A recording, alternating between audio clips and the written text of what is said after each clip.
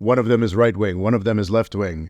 And they're sort of interesting figures to oppose against each other in that way. But I think they're also both kind of getting to be older men that represent an era of media that is kind of passing. Hello and welcome to the More Freedom Foundation podcast, helping us, guide us and make us understand the world of politics as much as we can in our mortal coils is Robert Morris. Oh, I like that. As much as we can in our mortal coils. That is quite. That's quite. It's quite ambitious. But we'll see what we can do. We'll see what we can do. How have you been this week? I'm pretty good. No real complaints. I do have to say I've sort of been so caught up with stuff that I haven't done anything to mark this milestone. But as of this week, more or less, or last week, I will have been doing this full time for 10 years. Congratulations. Which is kind of stunning. It is. It's a lot of time. It's a big chunk of my life. I suppose almost a quarter of it that I've been doing just trying to understand the world. And it sort of crept up on me. I feel like I should have done more to prepare. But that's because you're working so hard. Not. And it's just, I guess I'm mostly just incredibly grateful that people have tuned in enough to make this continue to be a viable thing. It is the best job in the world. And I'm grateful to the listeners, the patrons, the commenters who've kept this going for a full decade, which is kind of crazy. Was it the blogs that got you started, or what was the first way you dipped your toes into this realm? Well, I had been beleaguering people with my political opinions probably since the age of 20 or so. I always was very confirmed in my views, and I think I've talked about how I was actually a big supporter of the Iraq War initially, and that's part of the reason why I have felt so guilty about that and feel like I'm sort of spending my professional life atoning for it. I had a couple blogs that I don't think anybody ever read. I guest blog at the Hammer of Truth or something like that. But it was really YouTube where I first began to gain any kind of serious audience. And I started the channel back in 2011. And then through a couple of videos, managed to get enough momentum. And in 2014, where I was like, well, why don't I try to do this full time? And it has never been a smashing success story, but it's always been, there's always been enough interest and just enough success to keep me going. And I'm grateful for that, honestly. I think there's a lot of, we'll perhaps be talking about today, some media personalities that have been a much bigger success and how that has occasionally sort of stopped them from what they're doing. I do wonder, not looking specifically at the two personalities we're talking about today, but looking at a lot of YouTube channels. A lot of YouTube channels get quick success and they're not here anymore. So perhaps it's the lack of outsized success that has kept me going. Or you can do what Simon Kistler seems to do, which is once it sort of reaches a success and dives off, he just starts a new channel and repeats the process. Oh, really? That's an interesting approach. Well, that is an experiment I haven't had to make, Rory, because while You're not going to start the Less Freedom Foundation, are you? No. Well, we do have our second YouTube channel, Even More Freedom, where you can view all of these podcast episodes in a different format if folks are interested.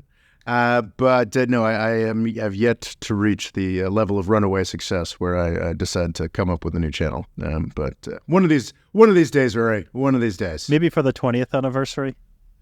Who's to say? Who's to say? To say? Since we're talking about your career in politics, are there any other people you'd like to talk about other than yourself?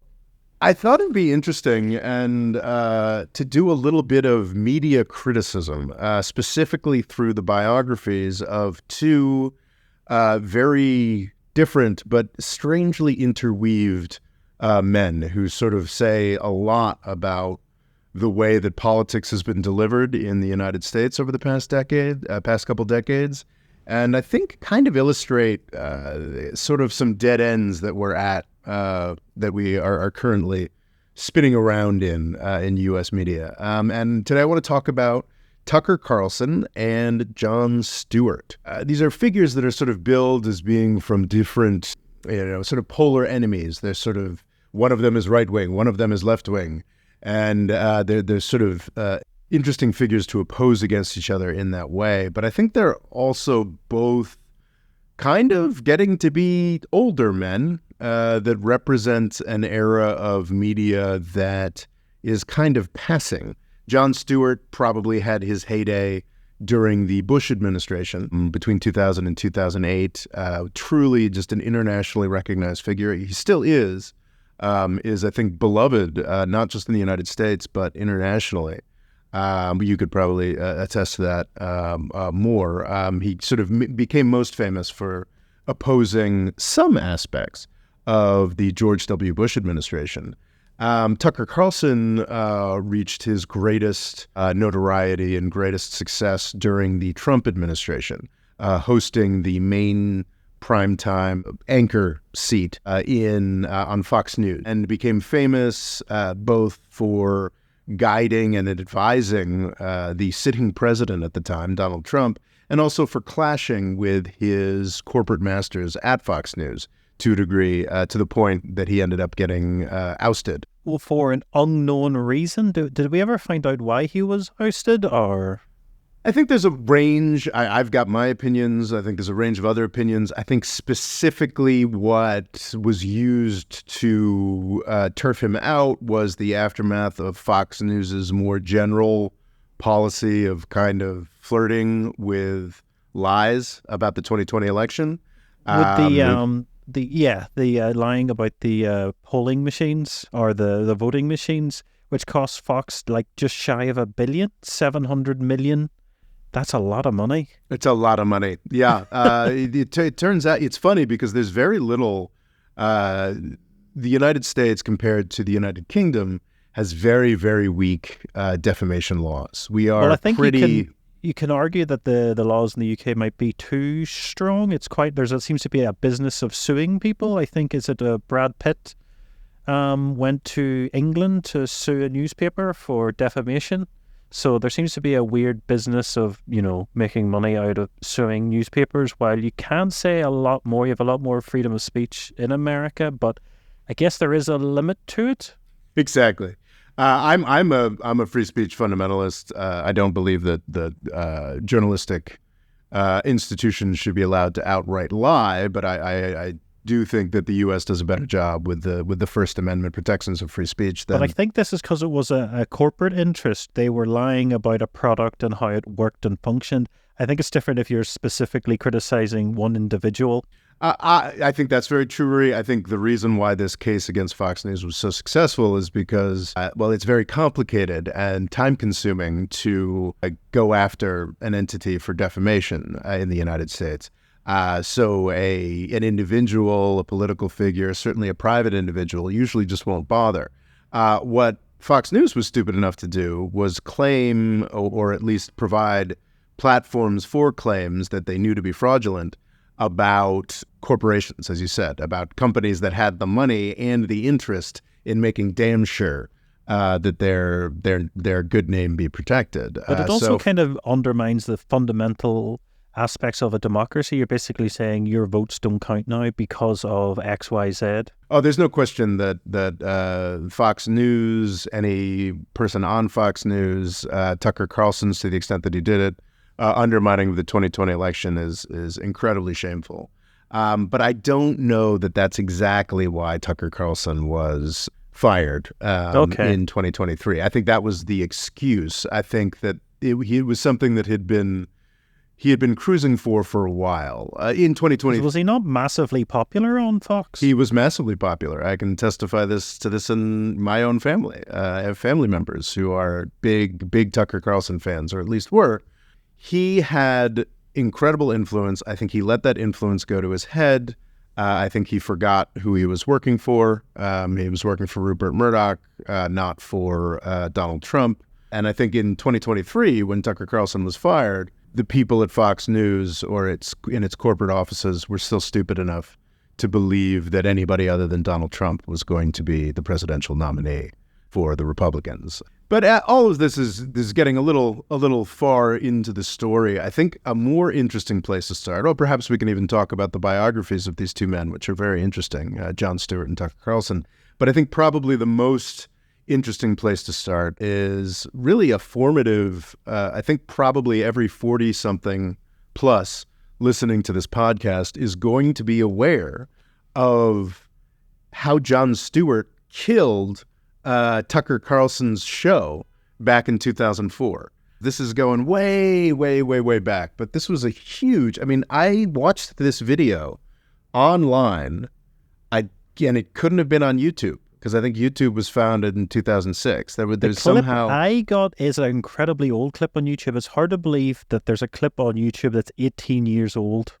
Yep, 18 years old, so that's 2006.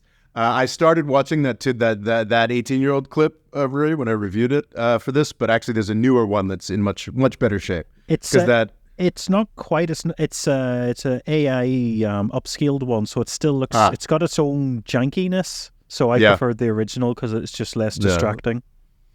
Yeah, the 20. So yeah, that makes sense. 18 years ago, still in 2006, that Jon Stewart appearance on. This is important. Tucker Carlson's show on CNN back in 2004 called Crossfire was still a current enough thing in popular culture that it was one of the first things that would have been uploaded to YouTube. But this was an October 2004 appearance. Jon Stewart was probably, if not at the peak, was at one of the heights of his international fame, his respect in the United States.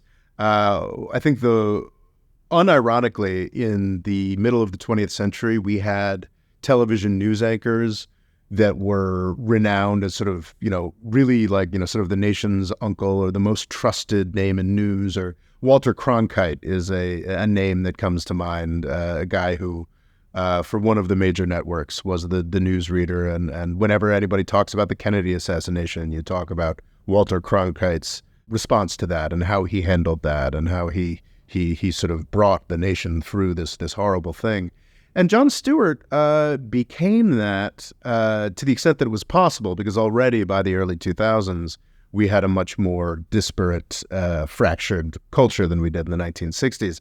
But he managed to take The Daily Show, which was a kind of jokey late-night talk show hosted by a guy named Craig Kilborn. I remember watching The Daily Show with Craig Kilborn.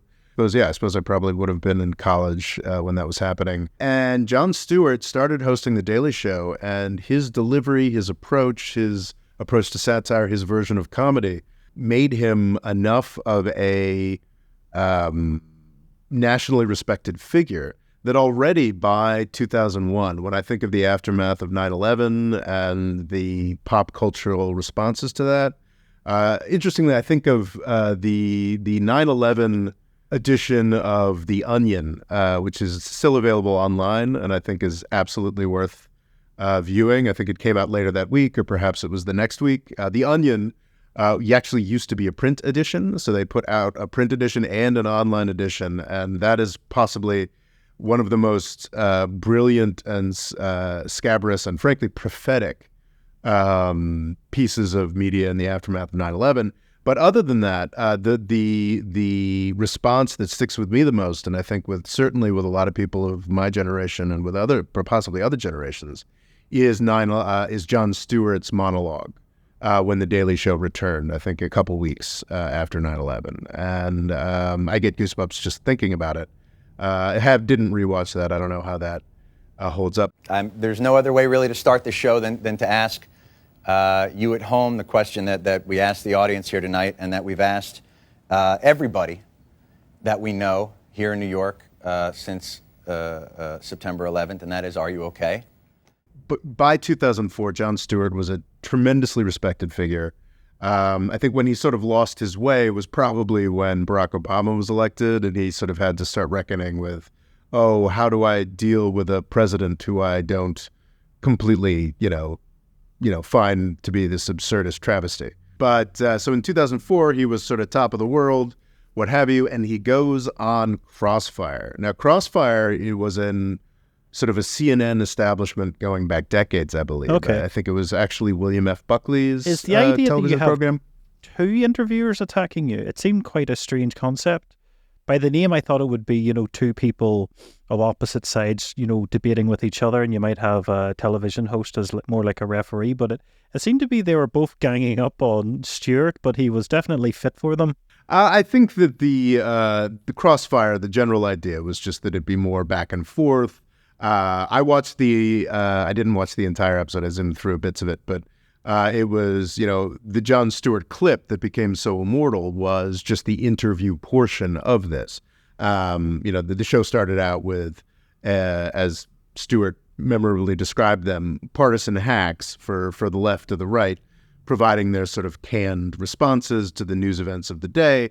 And then the way they introduced it, I think the Jon Stewart clip was different from what they normally did. But it's Okay. meant to be sort of a debate show presenting left and right So both Democrat and Republican. views, yes.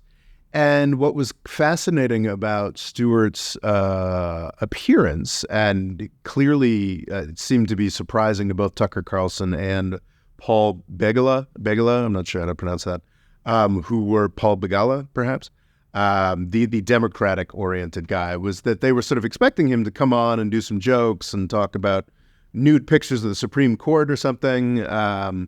But instead, he just delivered this Jeremiad, this really scathing appraisal of cable news circa 2004, and specifically what they were doing. It's not so much that it's bad as it's hurting America.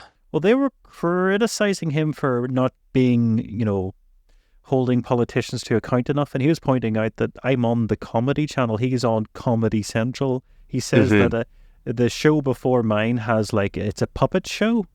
Yeah. Yeah. And I it's remember like, that. Well, you're on CNN, you're on the proper news, you're supposed to be asking the proper questions, and yet I seem to be equal to or better than you at doing that. When I was in college, things like there was a company called TiVo, like the idea that you could record something and watch it later was actually quite new. So when I was waiting to watch The Daily Show, as I think I often did back in college, I would sit there and watch. I think it was called Crank Yankers, which was it was puppets making prank phone calls. That is something that really existed. I think it is a little bit disingenuous on Stewart's part. He really was one of the most trusted names in news, and he might have been a little too easy on John Kerry. So are in you his saying interviews. something that Tucker said in this is basically he's very anti-Bush at this point, and he's like, well, what if a Democrat comes in? Are you going to be equally as vehement against them? Is that basically what happened? Obama gets in and he basically doesn't attack as much as he should? Oh, as I think is part of the issue here, by 2008, 9, 10, I, and probably most people of my generation, weren't really watching The Daily Show anymore. Because we were getting our news, even by that point, we were getting our news from blogs, we were getting our news from Twitter. Actually, I wasn't much of a Twitter consumer at that point, but I was mostly reading my news online. Or I just wasn't gonna be at home or awake at 10 or 11 or whatever it was The Daily Show aired back then. Not even with TiVo? Yes. So if something particularly important or particularly worthwhile happened, or particularly funny happened on The Daily Show, then yes, I'd see clips of it on Facebook the next day or something along those lines. It wasn't something, it's sort of the way that I view Saturday Night Live right now. If there's a particularly good sketch, I'll see it on Twitter. But I'm not gonna actually try and sit down and consume this sort of, the whole thing. Yeah, but I do want to just put, I went back and watched this 2004 Crossfire thing, and I would highly recommend people do that because it's interesting because he really did derail Tucker Carlson's career at that point. Well, one of the comments I seen was this is Tucker Carlson's villainous origin story.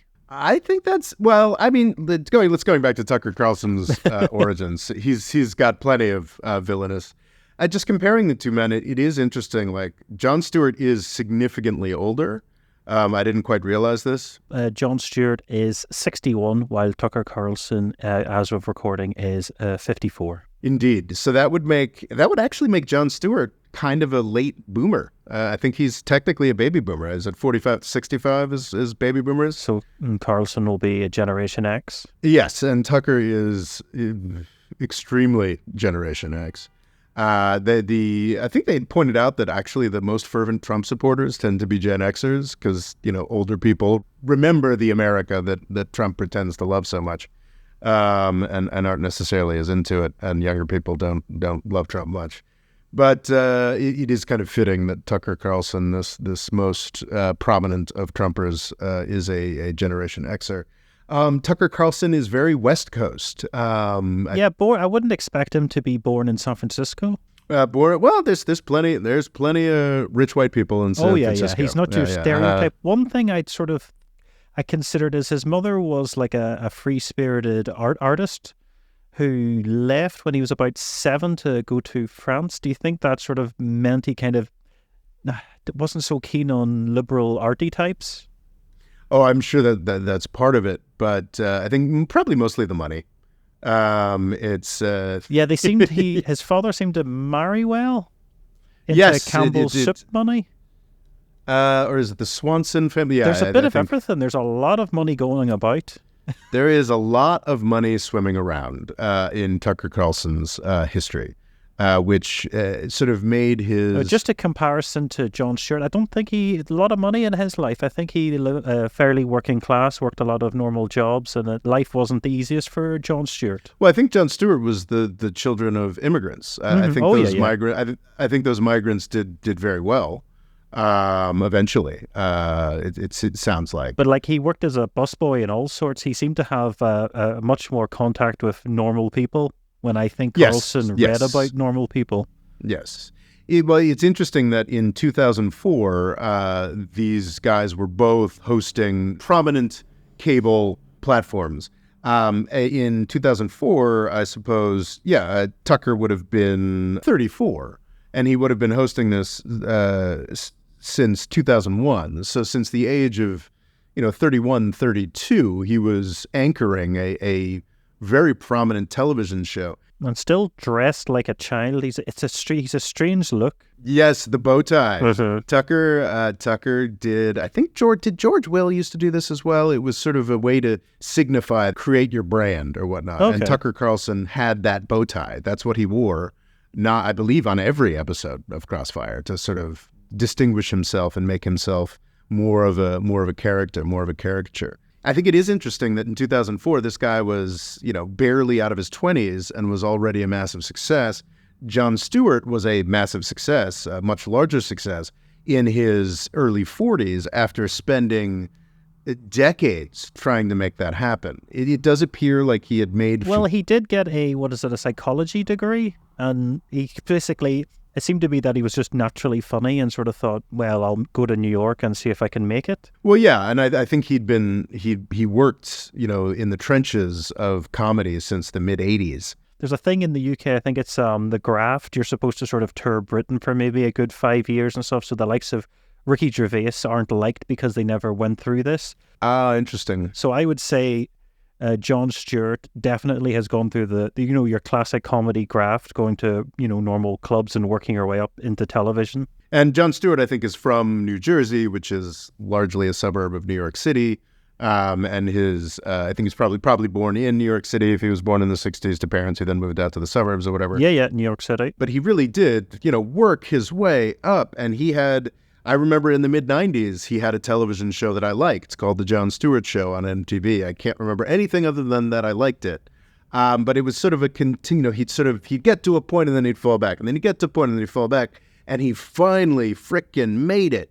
And it is kind of interesting that all Tucker Carlson had to do. Apparently with that show, did they move the time slot? They tried to make it compete with all the other ones and it just didn't quite have it. And then they were like, cancel it when they would have been happier in a better slot. I think that's entirely possible. And back in the 90s, that was very important. Very important. You didn't see the show the next morning if you wanted to watch your Jon Stewart and your Conan O'Brien or whatever. You picked one. And didn't he lose out to Conan as well? I think I saw something about that. But they, regardless, both this was men a guy. Did well. Yes, they've done okay. But this was a guy who'd sort of really worked his way up, whereas all Tucker Carlson had to do was go and get jobs from presumably his friends funding. But also, wasn't he not good enough to get to his prestigious Trinity University, not the one in Ireland, the other one? Apparently, he was just dating the headmaster at the time and got in that way. Oh, I don't know about that. I thought he was dating the head. I think he ended up marrying the headmaster's daughter at his high school or something. Okay. Is that what you're It just talking seems about? to be I that don't know anything about that. he is all connections and money, Yes. and yes. talent is generally not in the top 10. Yeah. No, I think he's had an incredible amount of privilege. It seems like in the 90s, he mostly just worked for like the Heritage Foundation and other right-wing journalistic. Well, I think the joke was his dad was like, be a journalist, they'll take anybody. Yes, indeed. But yeah, he worked for a bunch of, and this is sadly how it still can sometimes work today. He just worked for a bunch of right-wing sort of, not, funded, not because they were real journalistic orientations, but just because they said nice things for right-wing people. And he was able... I think this is where the real Nepo babies go. Yes, exactly. So he was able to just waltz from that into a position at CNN, hosting shows. He has a lot to thank O.J. Simpson. Really? He was working at like some station and everybody was out, and the woman running it was like, oh, I need someone that's like an O.J. Simpson expert on this trial. And he said, he's like, I should have said no, but for some reason I just lied and said I knew lots of stuff, and that was his first time on TV. Well, no, O.J. Simpson, I remember that was, I believe, my freshman year in high school, so that would have been 94, 95. So if you haven't seen it, I would encourage, and even if you have seen it, and it's been a decade or two, going back and watching that 20-year-old clip on CNN is quite... It's quite illuminating, and it's a little tragic. It's extraordinary. That era is gone? Well, it's just extraordinary how young both of them look, specifically Tucker Carlson. He's 31 or 32, maybe 35, I don't know, in that clip, and it's fascinating. Jon Stewart looks very young himself.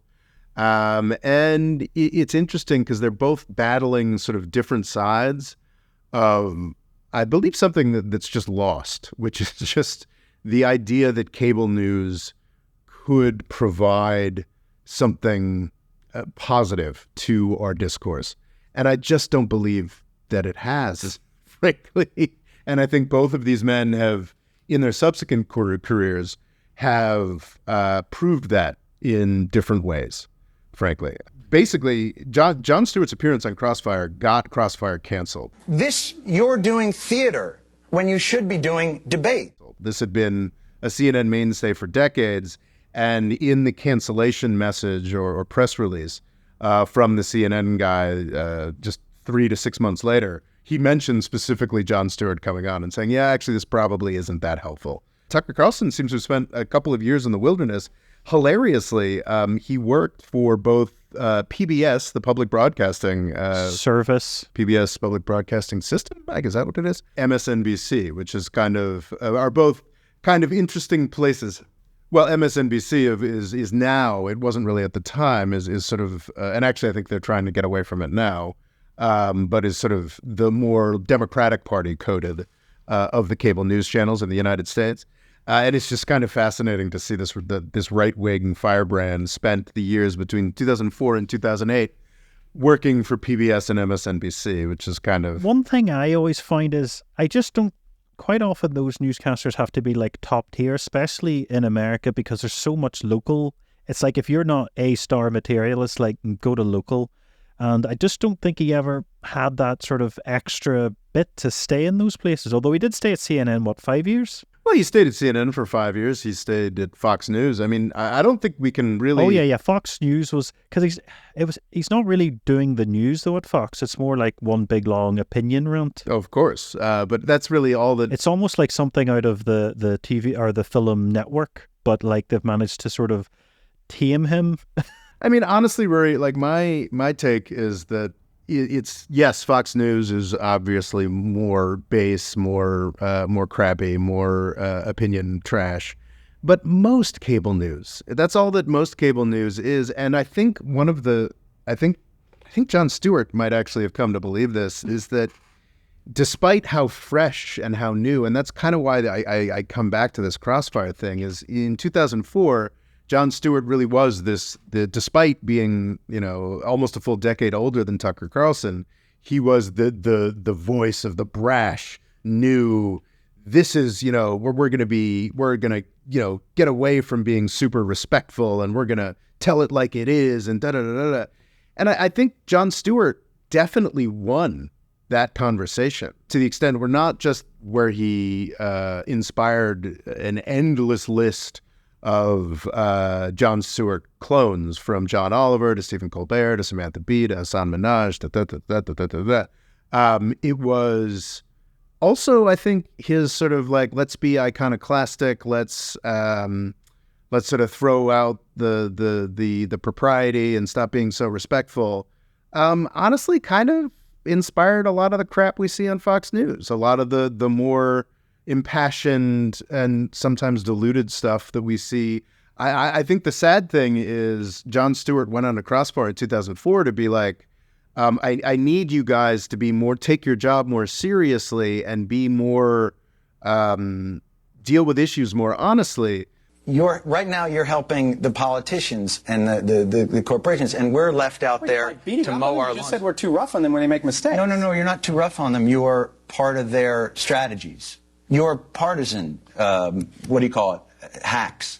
They took the opposite lesson from Jon Stewart's success and were just like, let's just keep doing what we were already doing, but maybe be a little more partisan and a little less respectful.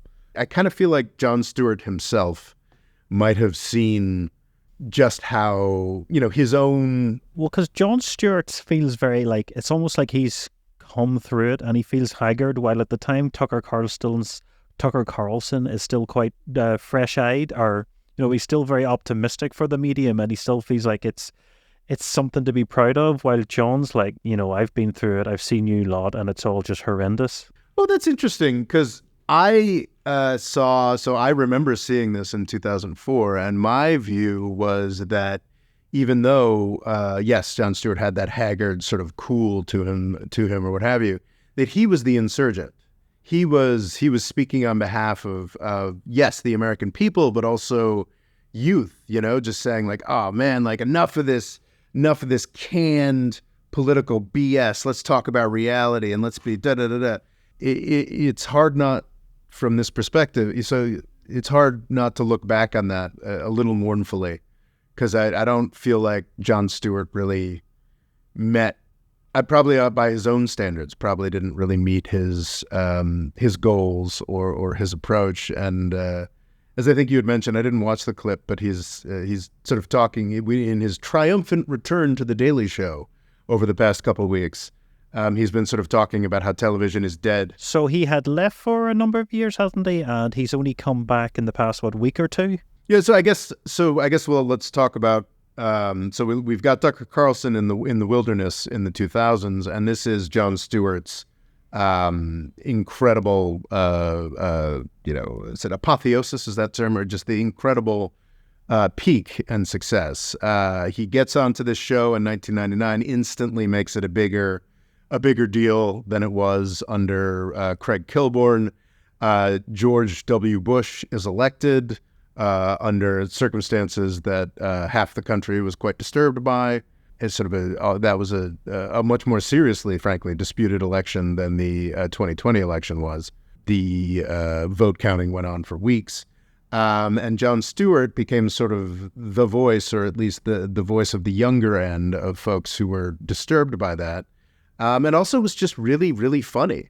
And as, managed to appeal to, I think, an array of people outside of his political orientation in the aftermath of 9/11, was on the earlier side of seeing just how terribly George W. Bush had mismanaged everything. And throughout the Bush administration, and I'd imagine even worse, the Crossfire interview happened before George W. Bush won re-election against John Kerry. But I would imagine that even in that second term, as George W. Bush just went from catastrophe to catastrophe, Iraq got worse, Afghanistan got worse, the 2008 financial crisis, the housing crisis. Jon Stewart just had incredible material to work with. And then in 2008, Barack Obama won. And I think that Jon Stewart got a little bit lost. I think that Jon Stewart continued to host The Daily Show, continued to be a beloved part of the furniture from 2008 to 2015.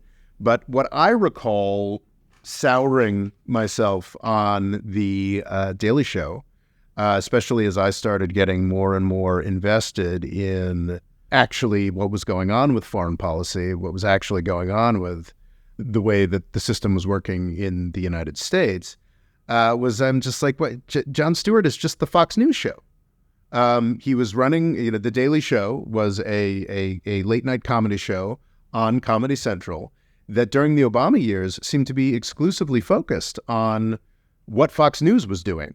And of course, that's worthwhile. So kind of basically, how dare you criticize Obama?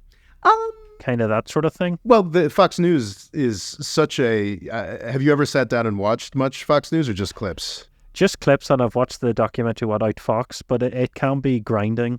I find it hard to watch for a long time. It is very difficult to watch, and the thing is, those clips are bad. That we see the worst, the most egregious stuff, but really, just its general worldview portrayed is just infuriating nonsense. So it wasn't just protecting Obama, though I think it's fair to describe a lot of what The Daily Show was up to, or at least perhaps sometimes more subtly, sometimes more obviously. A lot of what it was up to was sort of protecting Obama. But it was also, there's just so much egregious nonsense on Fox News that you don't ever have to mention. You didn't ever even have to mention President Obama or what he was doing to find stuff that was terrible. And, it was... And I kind of wonder, actually, because Jon Stewart chose to leave in 2015. He did not. I mean, there was some conflict in his Wikipedia about how much he was being paid, but it was tens of millions, or at least a 10 of millions. He was doing well. He was doing very well. And then Trevor Noah replaced him. He was very good. I remember seeing a lot of clips from him. Yeah. Trevor Noah did a great job. But I think Stewart basically... Perhaps he identified in himself that he was kind of becoming exactly the sort of partisan hack that he had accused Tucker Carlson and Paul Begala of being back in 2004. But he seems to have spent a lot of time with the 9/11 First Responders charity or organization. Well, that's something that's kind of interesting about Jon Stewart, is that he is nominally quite left-wing. There's, I think, some, he described himself as a socialist, at least 20 years ago anyway. But the truth is that he used, and I think this was one of the great disappointments of Jon Stewart, is that he had this immense political power, undeniable political power. And what was interesting about him is that he did have a freer range to comment, because it was comedy. It wasn't news. He wasn't, he was like Walter Cronkite in the mid 20th century, who was incredibly trusted, but he was also free he would not be abusing that trust by advocating heavily for political situations that he wanted to change or make different. And I think this is entirely, perhaps this is unfair to him. Perhaps he was just exhibiting proper respect for the position of trust that he was put into. But it really seems like Jon Stewart didn't do anything politically other than, occasionally endorse a Democrat, though I'm not sure he even did that particularly fervently, come out for 9/11 first responders. And good for him. Good for, obviously the in the system we have now, the 9/11 first responders have been abused. I think he's also done great stuff for the Veterans Affairs Administration. But it is interesting that this guy who's portrayed by a lot of people as I think there's a decade or decades now of Jon Stewart should run for president, which I think he quite rightly has never had any interest in. Yeah. But it's frankly, it's a little disappointing that with all of the political weight that he has, he's just done nothing with it. Just basically done the Daily Show? Yeah, he basically, so 2010 is an interesting thing. So he, as part of his, what do I do now that somebody I kind of like is the president, he sort of feuded a lot with Glenn Beck, who is a largely forgotten conservative media figure. Though when we might talk, we'll caveat that, talk about that in a bit. Apparently, Glenn Beck is watched by as many people as he ever was. He's just not part of the sort of mainstream media ecosystem. But anyway, he's a name that's somewhat forgotten since he got canned from Fox News. But back in 2010, he did a massive, right-wing coded rally in Washington, D.C. I don't remember any of the details of it. And Jon Stewart and Stephen Colbert put together their own sort of rally-type stunt, a rally to restore sanity. And this took place in, I believe, October of 2010, right before the 2010 midterm elections, where Obama was completely wiped out, lost his Senate and House majorities that he had gotten in 2008, is really seen by a lot. I think Samantha Bee used to harp on this a lot, actually, one of the Jon Stewart's successors. 2010 was the disaster for the Democratic Party that led the Republicans to be, I believe, in power pretty much until Donald Trump's midterm elections, when Democrats managed to scrape back some power in the House and Senate. So really disastrous, not just in the national legislature, but more broadly. And it was, I think, Jon Stewart got criticism from a lot of people. I think that, in response to Glenn Beck's sort of, we're losing our country, this is crazy, da, da, da. It was the rally to restore sanity, which is honestly kind of like a premonition of Hillary Clinton's losing pitch in 2016, which is like, America's already great, everything's fine. And unfortunately, I think Jon Stewart, and perhaps this has something to do with why he retired in 2015, right before 2016, and having to make the case for the third time, 2012, 2006. I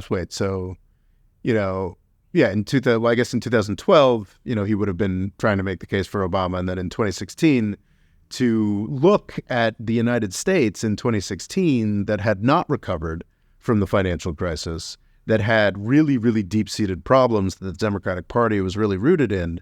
And I think perhaps by 2015, he just couldn't justify to himself, I'm going to do the, yay, America's already great, or, I mean, who knows? If he'd known that Trump was the nominee, perhaps he would have wanted to stick it out. So in 2010, you have sort of Democratic partisans who are like, well, why didn't you make a better pitch for Obama and the Democratic Party? And then there were leftists who were like, well, why didn't you talk more about how screwed up everything is? And instead, it was just this sort of milquetoast rally with 215,000 people that was just a premonition to one of the greatest Republican victories this century, electorally. So, yeah, I think that Jon Stewart's best years were in opposition to the truly horrific Bush presidency.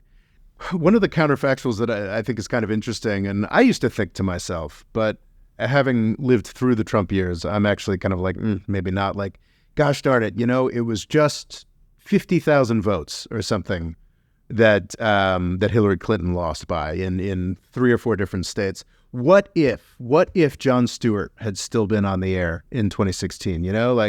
Could that have made the difference or something along those lines? But equally, can't he turn people off? It's one of those things. If he's on the show and he's annoying, he could rally more Trump supporters. I got to say, as somebody who's latterly become more and more pissed off at Jon Stewart, he's just really charming. Like he's like Well, he's someone I've actually never really bothered with until, this episode. And I have to say, he is a lot better than I was expecting, but he is just an incredible wit, and he does have a great way of winning you over. Like, definitely watch that video again of him on Crossfire, because he's able to just completely disarm and then throw back the attempted insult and then go straight on to the other man. Like, he is outstanding. Now, this is theater. I mean, it's obvious. How old are you? 35. And you wear a bow tie. Yeah, I do. I do. So this is... No, I know. You're right. Theater. Let me just go. No, come on. And listen, I'm not suggesting that you're not a smart guy, because those are not easy to tie. I could see why he sort of gave up attempting normal jobs, because he just seemed to have this natural comedy and charisma about him. And I don't doubt, whereas I absolutely do doubt with Tucker Carlson, I don't doubt that John Oliver wants what's best for the country. Like, I really do think he does. And I think in his career, Jon Stewart. Sorry? Who John Oliver. I'll get it in post. Oh, God. Yeah, I love it. You said it before. I kept thinking, is he talking about John Oliver? I may have been talking about John Oliver, might have been talking about Jon Stewart. Of course, John Oliver got his start on The Daily Show.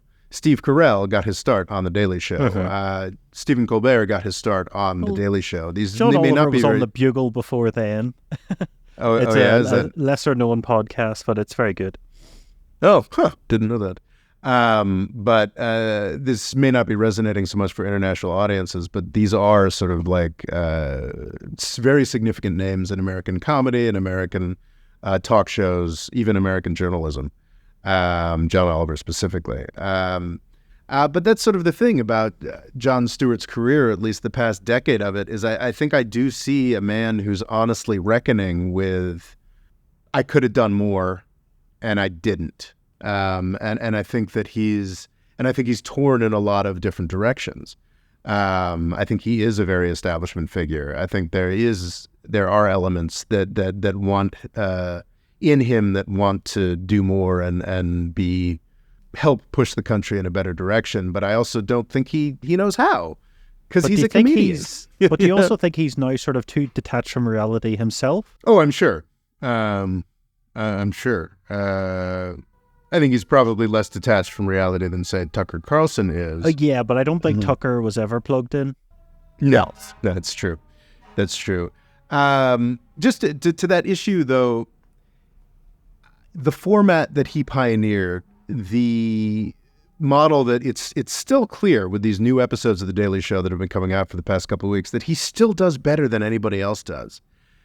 This format, this approach to comedy and this approach to politics specifically was everywhere during the Trump years.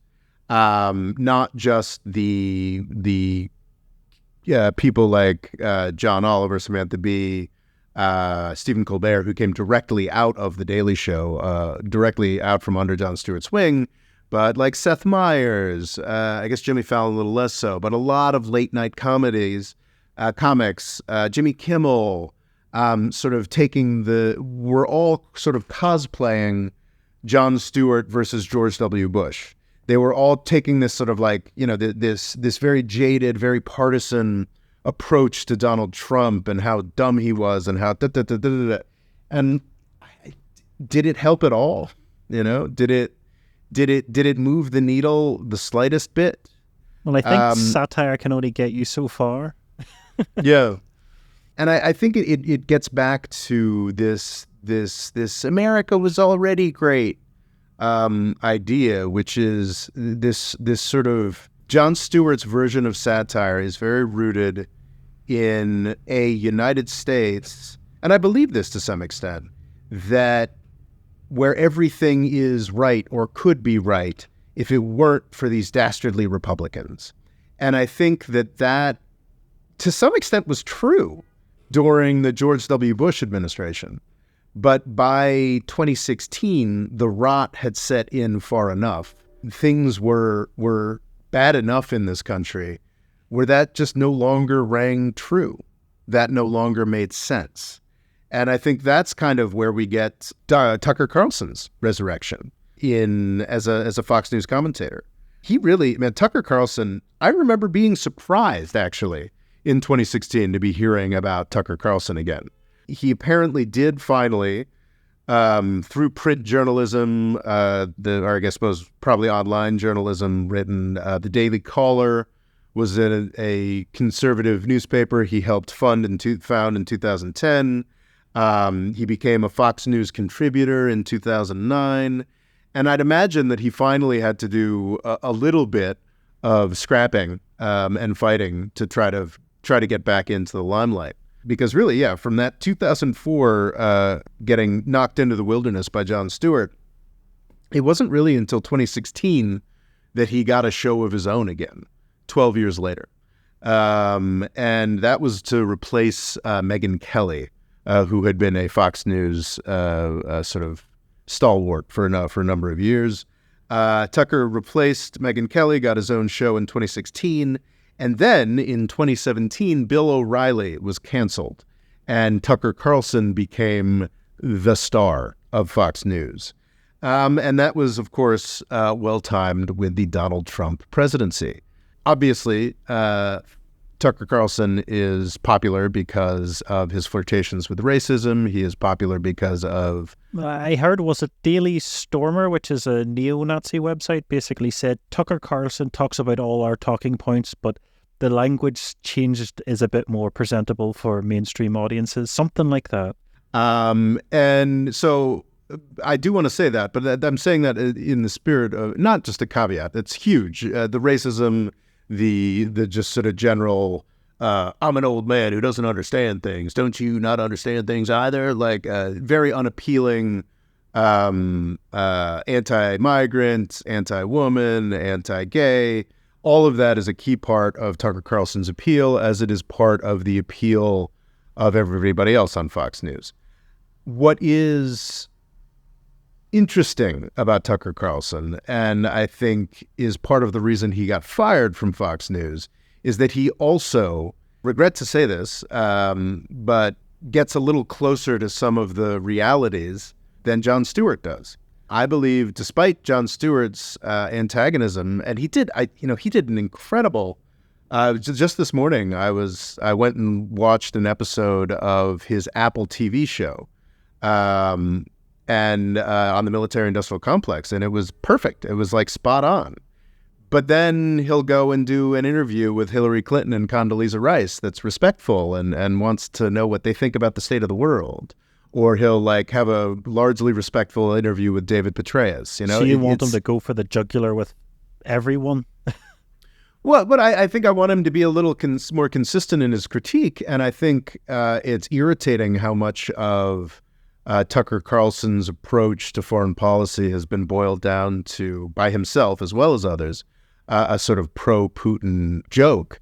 But he, after massively supporting the Iraq War, but in recent years, he has taken a cue from Donald Trump, and he's actually been somewhat honest about how ridiculous U.S. foreign policy is. He has distanced himself from his, as have I, from his former libertarianism, and has talked about corporate abuses a little bit more, and talked about how maybe we shouldn't let businesses run everything about our country. And honestly, there were elements of having Tucker Carlson at Fox News, which was always going to be racist and gross anyway, that were occasionally quite thrilling. I think this is overblown, but in 2020, his influence over the president, and I believe to some extent, perhaps his personal intervention through discussions with the president, is the reason we didn't go to war with Iran. Wasn't it they thought basically there was no white South African farmers being attacked, but because Tucker Carlson was saying that it happened, then Donald Trump then repeated it. It was just evidence that that's where he's getting all his information from, as opposed to listening to his aides. Oh, well, for sure. I mean, Donald Trump indefensibly got most of his news and most of his political and foreign policy guidance from Fox News and other media outlets. No question on that. But at least with Tucker Carlson, like there did appear to occasionally be a hand of restraint there. I also recall, I also recall reading that Tucker Carlson was kind of a key part of Donald Trump starting to the extent that he ever did, starting to take COVID seriously. He wasn't necessarily, he was better than Bill O'Reilly. I think because he was occasionally critical of U.S. foreign policy, occasionally critical, not consistently in any way, occasionally critical of real elite power in the United States, meaning like the fact that we've signed over way too much to corporations. I think that's why he eventually got fired. So Tucker Carlson could be responsible for saving a lot of lives? Let's not go overboard. Okay. But yeah, I mean, yes, it's possible. But do you think he used his power better than the likes of Jon Stewart? Well, he used his power less responsibly. I think that Jon Stewart is unquestionably the better man. But I think Tucker Carlson perhaps... Well, honestly, I don't think Jon Stewart ever had the power that Tucker Carlson had. I don't think Jon Stewart ever had a president who was going to listen to whatever he said the way Tucker Carlson did. So I don't know. I mean, it's a great question. It was a very complex question that I wouldn't dream to try to put a name to. So really, both of these men have kind of fallen from grace. Quite not really. I mean, I don't think Jon Stewart has really fallen from grace, but they've certainly fallen out of their periods of peak influence. What's interesting is Jon Stewart's sort of post-Daily Show career, and how strange it is that he's now back at the Daily Show, just one day a week. Yeah, he's just doing Mondays. I think Mondays is enough to put out media. What do you think? Oh, I agree. No, I think that's perfect. I think that makes sense. I think he's taken a cue from us, Rory. Yes, that's exactly what he's been doing. Yes, that's exactly what he's been doing. But he tried. He had an HBO deal where he and a number of talented people developed something for years that didn't come to fruition, and then he had an Apple deal where he basically did. It's interesting. I watched an episode or two, preparation for this for the first time, which is indicative. It just seemed like a classier, better written Last Week Tonight with John Oliver. Sort of the problem with Jon Stewart on Apple TV. And I think it was canceled. We don't know much about why this was canceled. The most important, the interpretation that people, including the U.S. Congress, seem to be going with is that based on very little, and I think Jon Stewart and Apple are both probably being pretty close-lipped about this, is that it was canceled because he wanted to do episodes on China and AI, and Apple wasn't comfortable with that.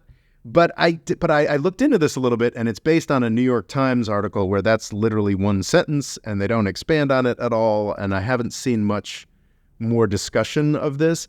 It's also entirely possible that the problem with Jon Stewart on Apple was very disappointing to Apple and Jon Stewart. It did not. It had no weight. I'm reminded. Did you ever see a clip from this?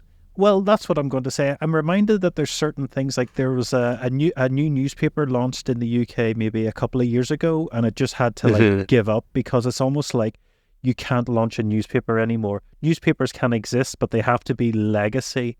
And I think it's very possible that these types of shows are in that category because, like, who's getting an Apple Plus subscription to watch news or comedy things? It feels like you need to be part of these big establishments and then slowly move along. You can't just create something new. But yeah, I've never seen anything from it. Yeah, and watching it this morning, it was a surprisingly good show. Like he's got an episode of them. Well, Apple can't just throw money at things. That's one thing about them. Well, it did until the point where it could plausibly be the slightest bit embarrassing.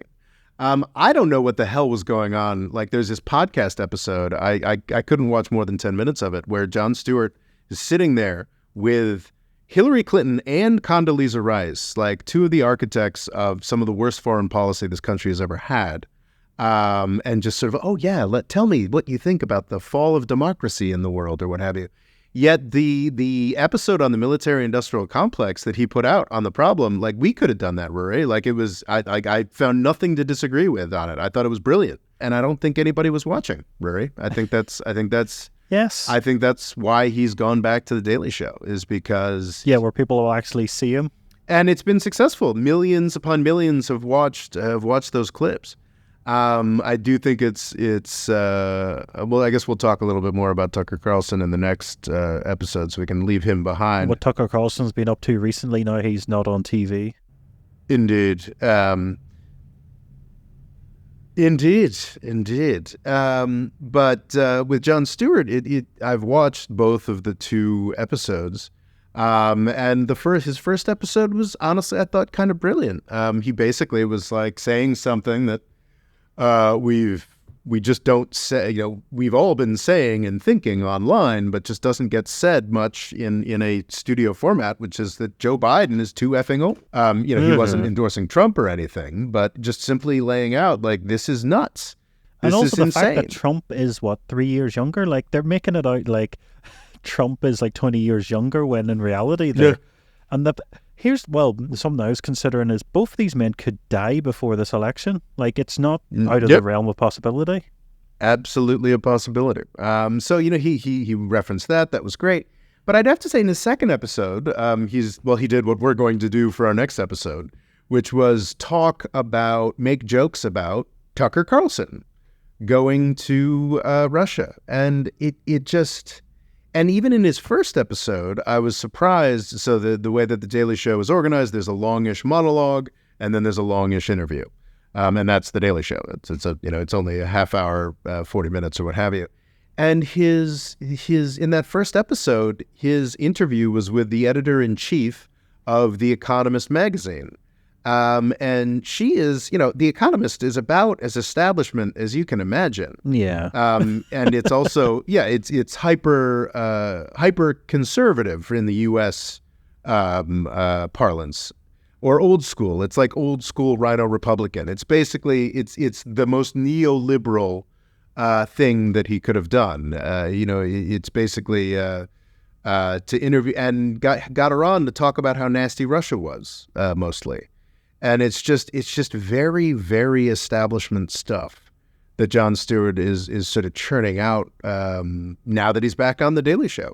And his main monologue I guess there's only going to be another 30 of these before the election, 30 weeks or something along. I don't know where we are. And one of them was just Tucker Carlson in Russia. He actually said at the beginning of the monologue, wow, I got really pilloried for pointing out that Joe Biden is old, so I'm just going to trot out the old, I hate Fox News media criticism. Yeah, and it just, I don't know. It seems... Like he's back to his old tricks again?